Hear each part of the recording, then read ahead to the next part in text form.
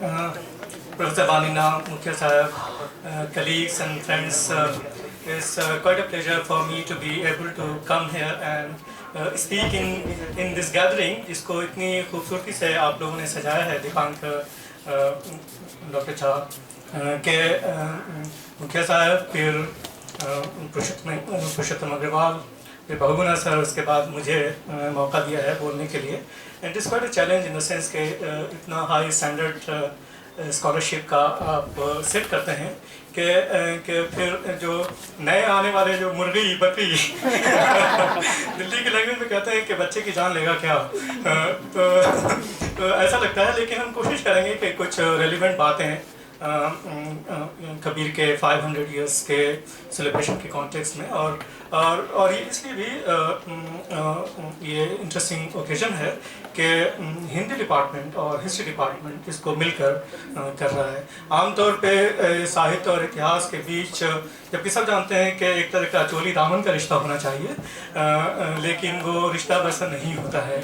साहित्य वालों को आमतौर पे इतिहास की जो एक्यूरेसी है उसका ख्याल नहीं रहता, और जो हिस्टोरियंस हैं वो लिटरेचर को बनगढ़ंत समझ के उसको नज़रअंदाज कर देना चाहते हैं. जबकि ये ज़रूरी है आज के कॉन्टेक्स्ट में, जैसा हम अभी भी देख रहे हैं कॉन्टिन्यूसली, कि इतना वास्ट कॉर्पस है हिस्टोरिकल लिटरेचर का, हिंदी लिटरेचर का. इस केस में 14, 15, 16, 17, 18 century through the medieval period, उसको स्टडी करने की ज़रूरत है एज हिस्टोरियंस, और जो हिस्टोरिकल इंसाइट है उसको लिटरेचर वाले भी इस्तेमाल कर सकते हैं. और इसीलिए मुझे लगा कि ये इंटरेस्टिंग ओकेजन है जहाँ हम इन poets and writers and religious leaders, practitioners के हवाले से हम कुछ रेलिवेंट बात कर सकते हैं, relevant in the context of the present, as also very very important in their own context of the medieval and early modern period. 13, 14, 15, 16, 17, 18 century का जो कॉन्टेक्स्ट था पॉलिटिकल, उस कॉन्टेक्स्ट में किस तरह के मूवमेंट्स इमर्ज हो रहे थे, ये इनको हम समझेंगे तो उससे जो इंसाइट मिलेगा, then perhaps we can handle our contemporary problems better. जैसा कि टाइटल में अनाउंस किया गया, थोड़ा सा प्रोवोकेटिव है और ये कबीर का है, और बीजक में है कि बकरी मुर्गी किन फरमाया, किसके कहे तुम छुरी चलाया. और इसके आखिर लाइन की तरफ जाइएगा तो उससे भी ख़तरनाक है, और ये बिल्कुल मुस्लिम नॉन वेज प्रेफरेंस को अटैक करता है कि दिन को रोजा रहत है, रात हनत है गाय. और we know that by 15th century, 16th century, early 16th century तक cow slaughter had actually become a big issue. Continuous representations were being given to Mughal rulers कि आप फलाने दिन non-veg को बैन कीजिए. Cow slaughter especially has to be banned. So इसके details में हम और आगे आएंगे. अभी जब हम इस अपने प्रेजेंटेशन के बारे में सोच रहे थे कि it has to be structured in such a way that it is around Kabir, but it is also in the context of maybe 4 different kinds of positions, and identities of in some form or the other existed. If there are no identities, then those people who are working without identities will be completely subsumed into other more dominating kind of positions. So therefore I will look at the example of Gorakhnath, for instance, the yogic position, which is closer to Sufi position. जो योगिक position है वो बहुत सूफियों के करीब है. आज के योगी जो गोरखपुर से निकल के यूपी में राज करते हैं, वो बिल्कुल योगिक ट्रेडिशन का बंटाधार कर दिया है, एकदम से खत्म कर दिया. वो योगिक ट्रेडिशन है ही नहीं, उसको बिल्कुल जो है ना वापस ले गए हैं जहाँ से वो शुरू निकलने की कोशिश कर रहे थे, और जिसके बारे में गोरखबानी में, और गोरखबानी 12-13 सेंचुरी तक इमर्ज हो जाता है एक सर्कुलेशन के रूप में वर्सेस. सो गोरखनाथ की एक पोजीशन है जो सूफियों के क्लोजर है, जिसका एग्जांपल हम देंगे, और कबीर की पोजीशन उससे बिल्कुल मिलती जुलती पोजीशन है, जो सूफी पोजीशन है, but which is also open to all different kinds of positions, crossing all barriers जो किया है. हिंदू मुस्लिम के नोशंस भी सम फॉर्म और द अदर होंगे थे. द फैक्ट इज कि ब्राह्मण लोग और मुल्ला काजी लोग सिकंदर लोदी पे दबाव डाल रहे हैं कि इनको रोकिए कि कैसी कैसी बातें करते हैं. इसका मतलब कुछ पोजीशन थी, रिलीजियस पोजीशन. और एक तीसरी पोजीशन है जो चिश्ती सूफियों की ख़ास तौर से है इस पीरियड में, 15th सेंचुरी में, जो वजूदी सूफी हैं और जो वहदतुल वजूद पे चल रहे हैं, और अमृतकुंड जैसा जो टेक्स्ट है योगिक टेक्स्ट, उसके पर्शियन ट्रांसलेशन को पढ़ करके योगिक प्रैक्टिसेस को अपने प्रैक्टिसेस में इस तरह से अडॉप्ट कर रहे हैं कि कुछ कॉन्ट्राडिक्शन नहीं दिखता। और वो पोजीशन अब्दुल कुद्दूस गंगोही की हो सकती है, whereas he is very conscious of the fact that Lodhi period में मुसलमानों के हित को थोड़ा सा नज़रअंदाज किया गया था और उसको ठीक करने की ज़रूरत है। तो बाबर को और बाबर से जुड़े हुए लोगों को वो ख़त लिखते हैं, मिलने की कोशिश करते हैं, बताते हैं कि मुस्लिम कॉज को फिर से अपहेड करने की ज़रूरत है। लेकिन उनकी योगिक प्रैक्टिसेस को देखिए और उनकी राइटिंग्स को देखिए। रुश्दनामा एक टेक्स्ट है जिसको अथर अब्बास रिजवी, शैलेश जैदी वगैरह ने ट्रांसलेशन किया अलग बानी के नाम से। और अलग बानी इसलिए कि जब वो अब्दुल कुद्दूस गंगोही जब हिंदी में कविता लिख रहे हैं, प्रेम की कविता लिख रहे हैं, तो खुद को अलग दास बोलते हैं, और एक common ground, common terminology, equivalence की तलाश में है ये लोग कि अपनी बात को इस तरह से कहें कि मुसलमान होने के बावजूद भी इंटेलिजिबल हो एक लार्जर पब्लिक, डिवोशनल पब्लिक के सामने। जिसके बारे में कई बार कहा गया है कि ये कैसे पॉसिबल हो सकता है कि सूफियों ने मुसलमान होने के बावजूद भी प्रेम की कविता लिखी होगी। आज लोगों को डाउट होता है इसके बारे में। सो अब्दुल कुद्दूस गंगोही की जो पोजीशन है, चिश्ती सूफी appropriating yogic ideas in such a way that they have assimilated all the different kinds of not so much non-Sufi but Indian, Indic practices into their, so pranayama and chillai makus and various different kinds of practices that the Sufis adopted are Indian, and especially वहदतुल वजूद, जो तौहीद का जो concept है मुसलमानों में, जिसके बारे में पहले भी कंटिन्यूसली बात हो रही है, उससे वो अलग है। तौहीद का डिस्टिंक्शन इस तरह से हुआ कि there is God and that God has created everything, so therefore there is a duality. लेकिन जो वहदतुल वजूद की पोजीशन है वो एक तरह से एकेश्वरवाद की है और उसमें भी अद्वैतवाद की है। एक खुदा है और उसने सब कुछ बनाया है, इसलिए हर चीज़ में खुदा का कुछ अंश मिलता है और इसलिए कोई खुदा और गैर खुदा के बीच का जो डिफरेंस है वो खत्म हो जाता है।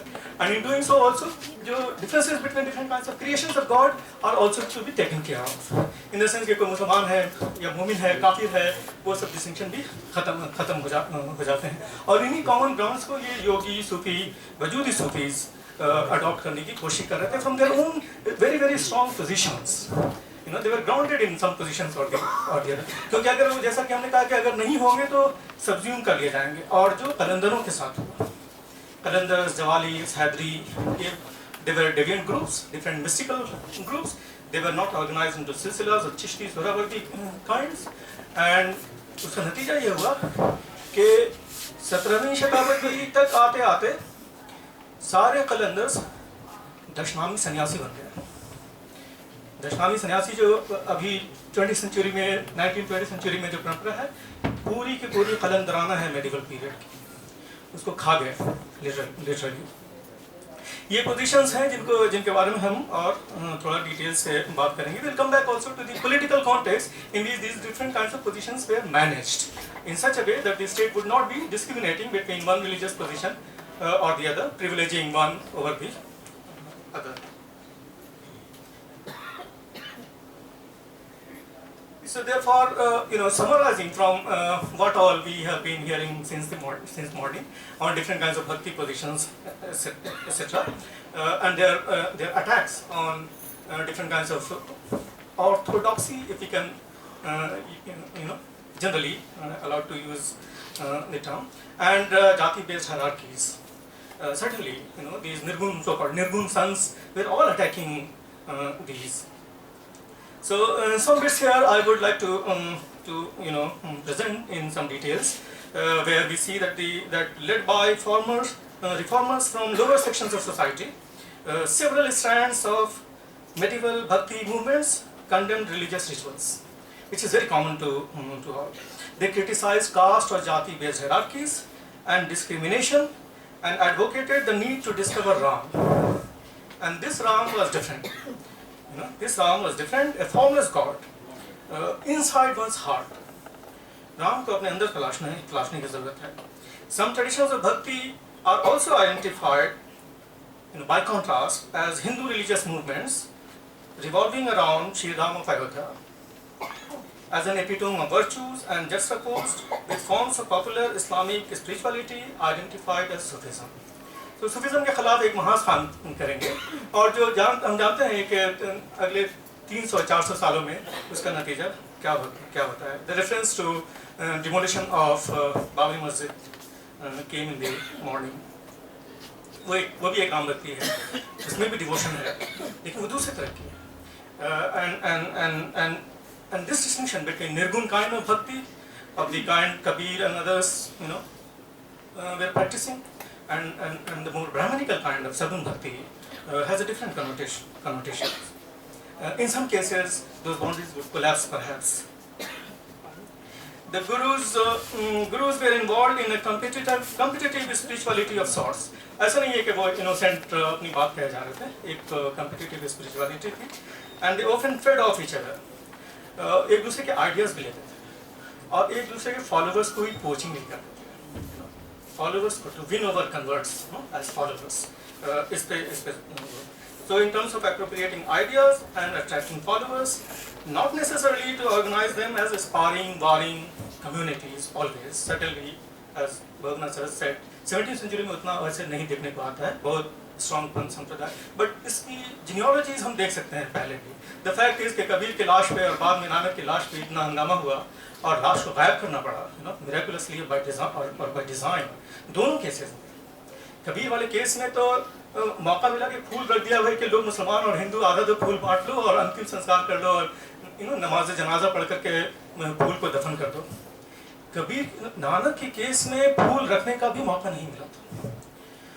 और बदतमीजी देखिए फॉलोअर्स की कि उन्होंने कहा कि हम चादर काट लेते हैं आधी चादर मुसलमान ले गए, आधी हिंदू ले गए, और हिंदुओं ने अंतिम संस्कार किया और मुसलमानों ने उसको नमाज जनाजा करके दफन किया.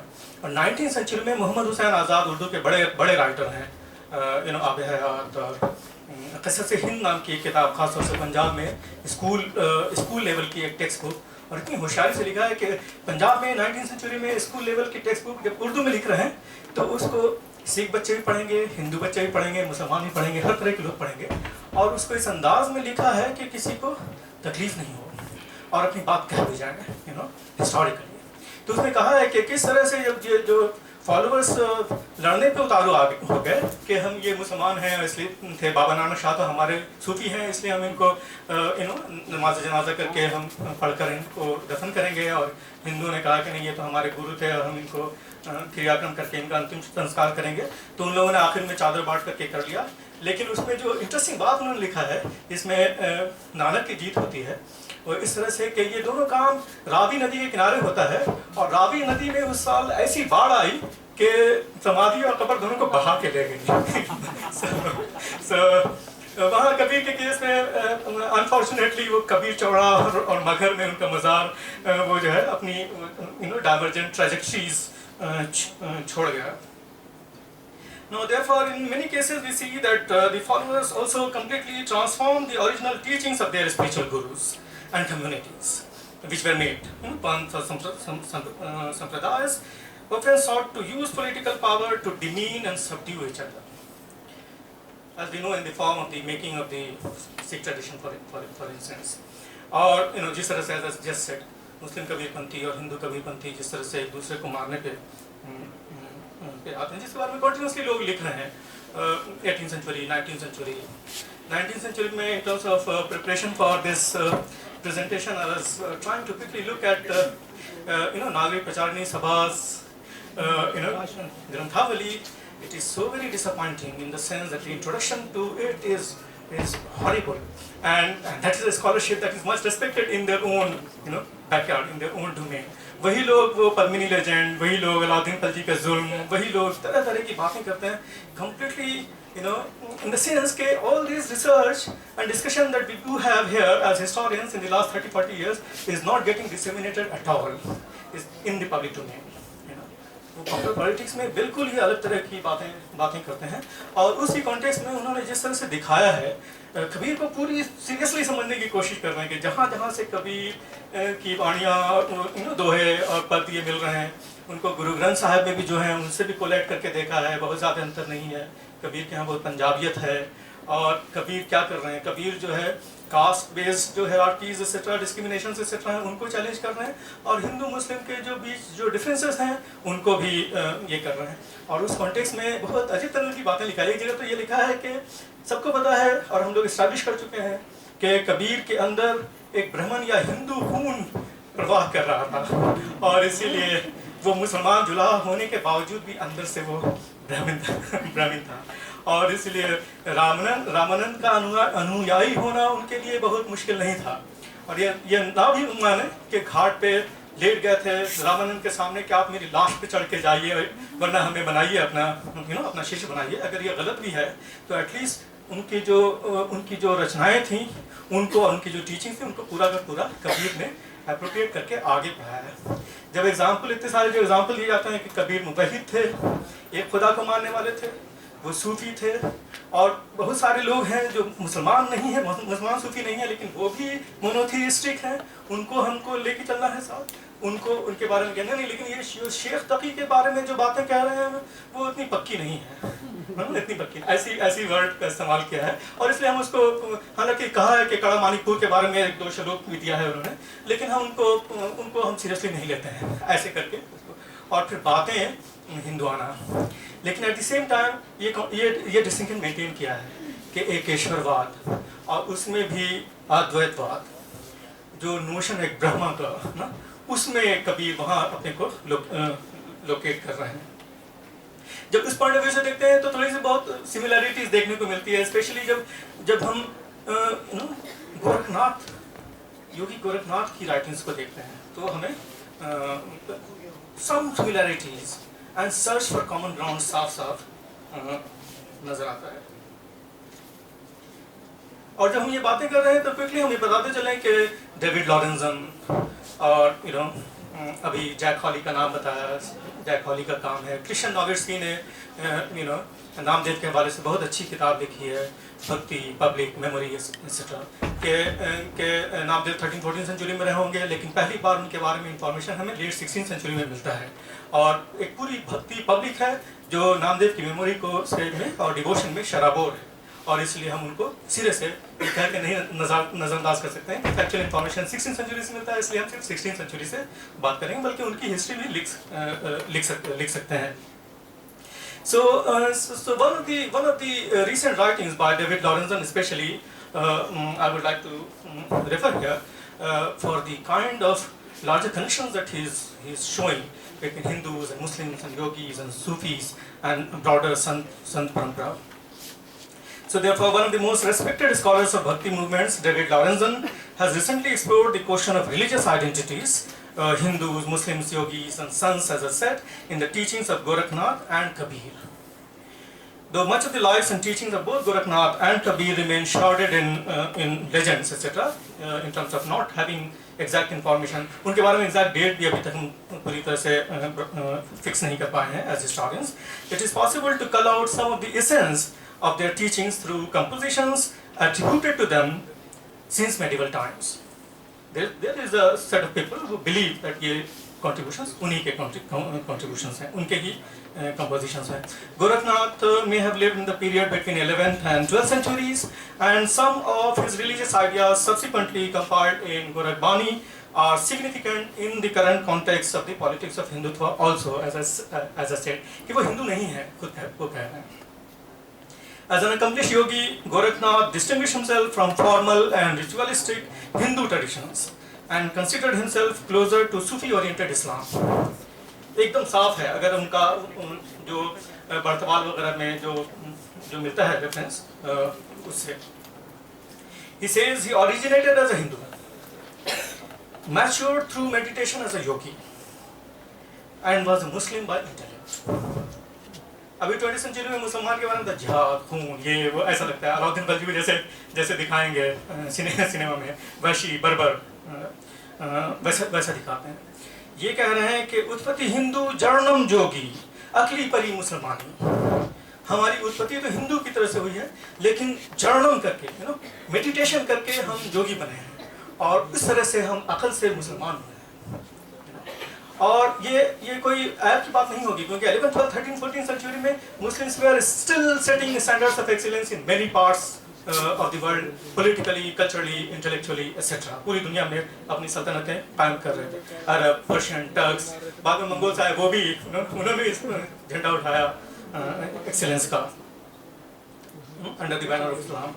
Now, paying tribute to, as I said, it would appear now, when you tell these people कि योगी गोरखनाथ तो ऐसे कह रहे थे कि हम तो मुसलमान जैसे बने हैं और मेडिटेशन करके योगी हुए हैं, हालांकि हिंदू हम रहे होंगे पहले to start with. So though Gorakhnath, like Kabir, subsequently could notice how the ignorant guardians of Islam, and he is attacking mullahs and qazis, उनको भी अटैक कर रहे हैं, we are unable to follow the correct path. He is saying वो जो मुल्ला काजी इस्लाम का जो सही राह है उस पर नहीं चलते हैं, इस्लाम का जो सही राह है वो सूफी चलते हैं।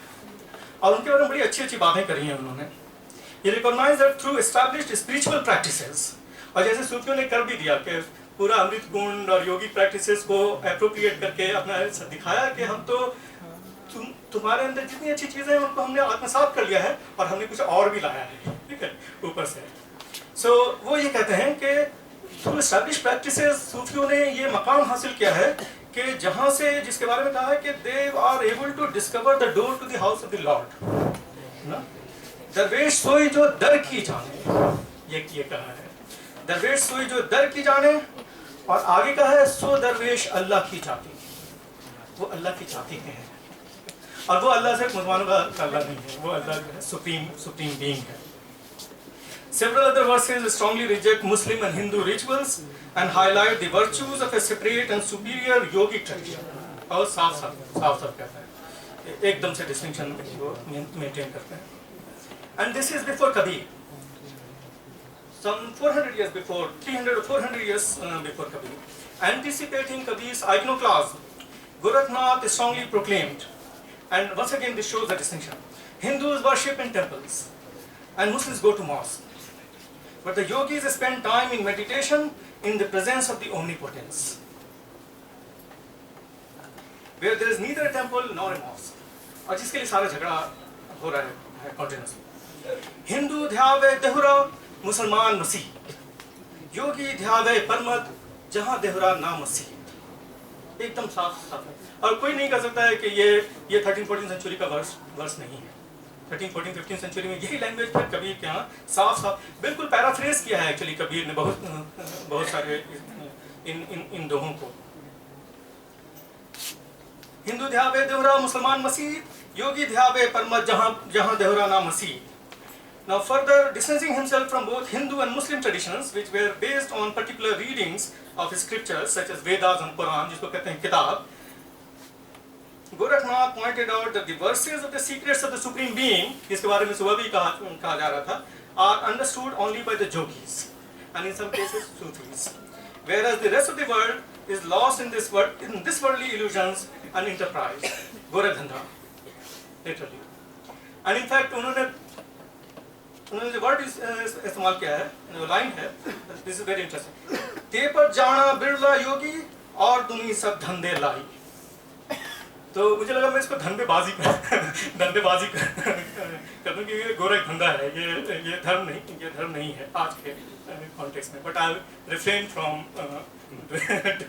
आई have to be true to the actual line. Now therefore, Gorakhnath's compositions clearly bring out three distinct religious positions: the dominating and formal Islamic and Hindu traditions on the one hand, as well as mystical world of the yogis, which was confident enough to recognize the value of the mystic path of the Sufis. So Sufis and yogis and Hindu Muslims fighting with each other. So these three different positions are clearly outlined, and yogis would think that they are closer to Sufis in terms of their understanding of the world and secrets of the Supreme Being through their interpretations of the mysteries of the Kitab.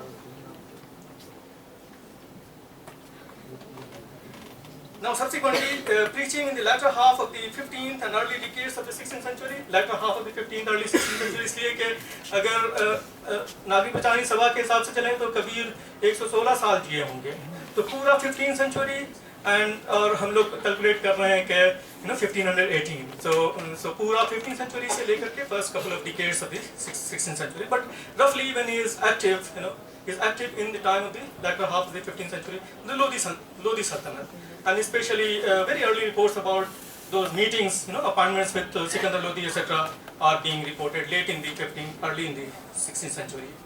So Kabir went a step further. Locating himself right at the center of the marketplace, he would say, Kabira Khada Bazaar mein, that would be the common reference. So he's addressing the public, generally. In some cases, Loi and other people, but Kabira Khada Bazaar mein, he would announce. He sharply criticized not only Hindu and Muslim religious leaders, but also found faults with self-styled Sufis and jogis. उन्होंने सूफियों और योगियों को भी ये attack किया कि ये भी ढोंगी हैं, और इसीलिए प्रॉब्लम होता है कि सूफियों के यहाँ जब पूछा जाने लगा कि ये कबीर साहब क्या हैं, तो कहने लगे कि एक एम्बिग्विटी, और कहने लगे कि इनके बारे में बात करना शायद मुनासिब नहीं है। अब जब बड़े हो गए तो समझोगे, जैसा सर ने भी कहा मॉर्निंग में, और मुवहिद हैं यानी मोनोथीस्ट हैं, एक खुदा को मानने वाले हैं। किसी को नहीं कह सकते कि आप काफिर हैं, और कैसे कहेंगे जब वो खुद कह रहे हैं कि हम एक खुदा को मानने वाले हैं। और जो वर्सेस हैं बिल्कुल वजूदी सुफियाना वहदतुल वजूद की वर्सेस हैं, उनकी आगे जो लाइन आएंगी, Kabir criticise the ritual of animal sacrifice among Hindus, तो वो बहुत ब्राह्मणिकल वहाँ पे वो लगेगा, रामानंदी, बैरागी, जो भी नाम दीजिए उन्हें। But he reserved his choicest language for condemnation of slaughter of animals by Muslims. बहुत ज़बरदस्त कहा, जैसा कि हमने जो टाइटल में भी है, बकरी मुर्गी किन फरमाया, किससे कहे तुम छुरी चलाया, और दिन को रोजा रहत है रात हनत गाए. This was a sensitive issue already that we know, and as in our secular history for a long time we were not allowed to ask and talk about these questions. No, we will leave it to the literature people, such literature people who are feeding into the Hindutva kind of narrative, and that was a major mistake that secular history has done in terms of its treatment of such critical issues in the community relations along religiously sensitive problems. Now for yogis, Kabir's advice, and then he is attacking the yogis. For yogis, Kabir's advice was that spiritual practices like pranayama and other forms of meditations are of no use till the time the heart of the person concerned is not cleansed and Ram discovered within. जब तक आप अपने दिल को साफ करके, कहते हैं कि दिल में काई जम गया है, लोगों के काई जमा हुआ है, मैदा जमा हुआ है, और इसलिए दिल के अंदर जो दर्पण है वो दर्पण ऐसा काला हो गया है कि अपना चेहरा ही ठीक नहीं दिख रहा है खुद उनका, लोगों का उसके बारे में कहा है. तो अपने दिल को साफ कीजिए आपकी आज्ञा से मैं दो दोहे सुनाकर अपनी बात समाप्त करूंगा.